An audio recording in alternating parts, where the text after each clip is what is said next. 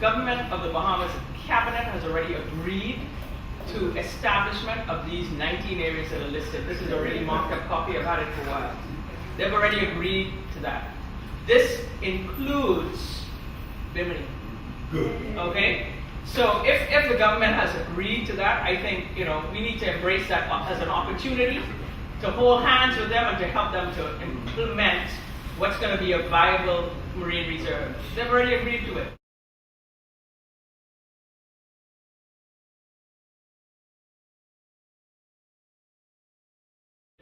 I think Bimini has the potential to be the model MPA for this entire country. I think we have, the community infrastructure right here, the proximity to the MPA.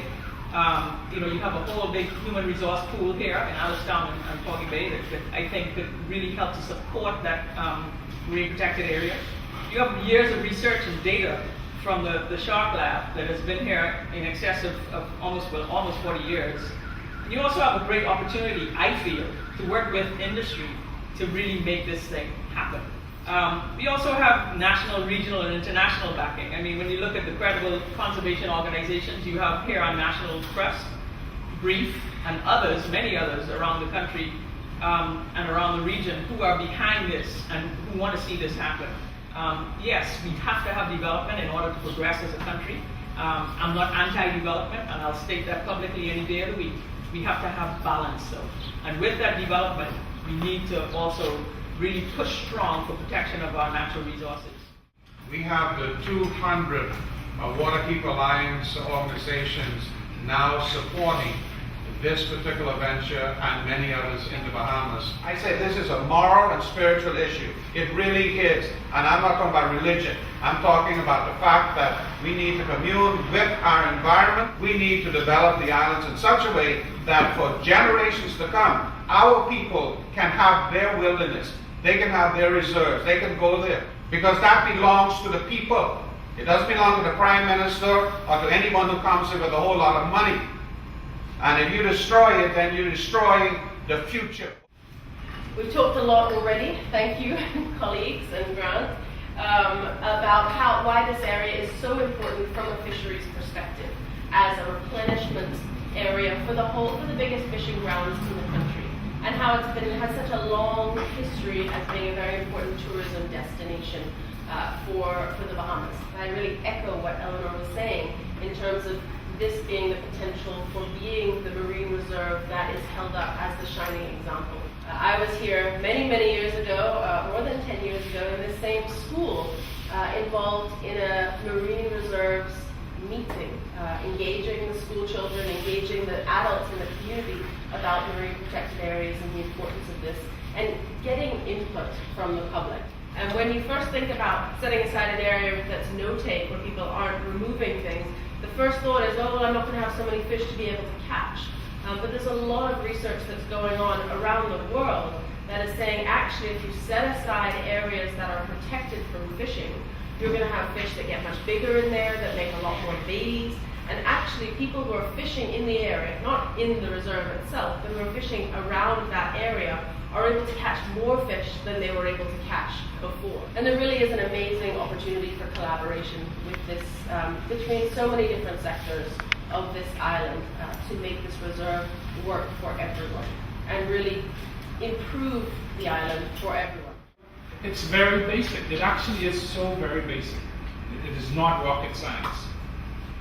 And our choice is either to declare the Bimini Marine Reserve and protect our fisheries, or to create an unnecessary, ill-advised, ill-conceived golf course. You know the mangroves protect your fishery. You know that. And again, these people don't have to come in and tell you all that. Our fishermen know this. Those baby fish, those larvae that settle out in the North Sound and on the edge of South Bimini, they won't have anywhere to settle. Where are they going to settle? There are more than, I understand, 1,500 golf courses in Florida. A lot of them in South Florida. You cannot fly into Miami or Fort Lauderdale or Orlando without being surrounded by golf courses. So if South Floridians, where so many of your people come from, want to play golf, they can do that right at home. And then come here and fish. That's what Bimini is known for. In 10 years' time, that golf course could be gone. How many people are going to come and golf there and pay money to golf? But the ordinary person from around the world will come to see Bimini's Nature Reserve. The value you have to present is the ecological value, ecosystem services, loss of fishery, blah, blah, blah. Those will far and wide outweigh any economic benefit of a golf course. Yeah. No, we don't have I to agree pay with for investors. I don't care if you own a house, a boat, a car, a plane, or what. You just like a phone there. You want something what isn't yours. The Bahamian people have to say it. The Biminites have to present the case. Yeah. So what we need is not only a marine reserve, we need a no-bill zone. So what we not only need to do with our government and allowing them to see that we have not only the ability to have an infrastructure in our marine reserve, we also need to have the ability to be able to say no to this group and say, listen, we have a new way of doing this thing. This particular MPA here in Bimini could be the model, and I'll state that again, it could be the model for the Bahamas and for the entire country.